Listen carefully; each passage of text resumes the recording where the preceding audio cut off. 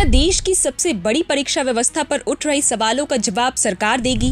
क्या NEET paper leak और परीक्षा में गड़बड़ियों के खिलाफ चल रहा आंदोलन अब और बड़ा होने वाला है? आखिर क्यों जंतर मंतर पर चल रहे इस प्रदर्शन को अब विपक्षी नेताओं का भी खुलकर समर्थन मिलने लगा है? आइए जानते हैं पूरी खबर। दिल्ली के जंतर मंतर पर राष्ट्रीय परीक्षाओं में कथित गड़बड़ियों और पेपर लीक के खिलाफ चल रहा कॉकरोच जनता पार्टी यानी सीजेपी का आंदोलन अब लगातार तेज होता जा रहा है। 14 जुलाई को ये प्रदर्शन अपने 25वें दिन में पहुंच गया है। इस बीच आम आदमी पार्टी के कई बड़े नेता भी प्रदर्शन स्थल पर पहुंचे। दिल्ली विधानसभा में नेता प्रतिपक्ष अतीशी, विधायक कुलदीप कुमार और पूर्व मेयर शैली ओबरॉय ने प्रदर्शनकारियों से मुलाकात कर अपना समर्थन जताया। अतीशी ने सोशल मीडिया प्लेटफॉर्म एक्स पर पोस्ट करते हुए लिखा कि उन्होंने जंतर मंतर पर सोनम वांगचुक से मुलाकात की, जिनका अनशन अब 17वें दिन पहुंच चुका है।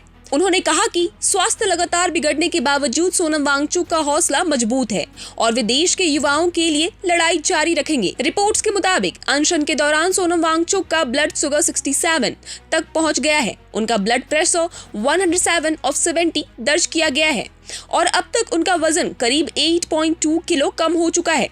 इस आंदोलन को अब दूसरे विपक्षी दलों का भी समर्थन मिल रहा है। समाजवादी पार्टी के सांसद पुष्पेंद्र सरोज और केरल की पूर्व स्वास्थ्य मंत्री के शैलजा भी जंतर मंतर पहुंची।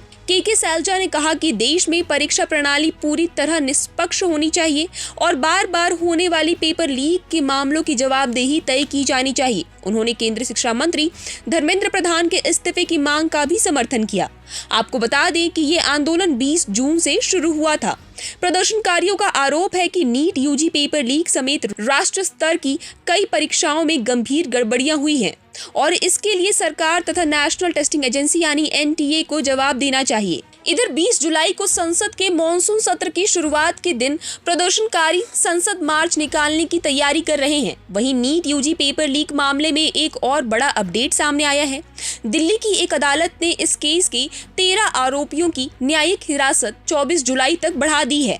हालांकि केंद्रीय शिक्षा मंत्री धर्मेंद्र प्रधान पहले ही इन आरोपों और विरोध प्रदर्शनों को खारिज कर चुके हैं।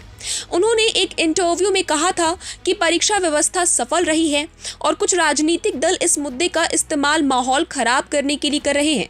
उन्होंने प्रदर्शनकारियों पर भी तीखा हमला बोला था। फिलहाल 13 जुलाई 2026 तक शिक्षा मंत्रालय की ओर से प्रदर्शनकारियों के साथ किसी औपचारिक बातचीत की शुरुआत नहीं की गई है।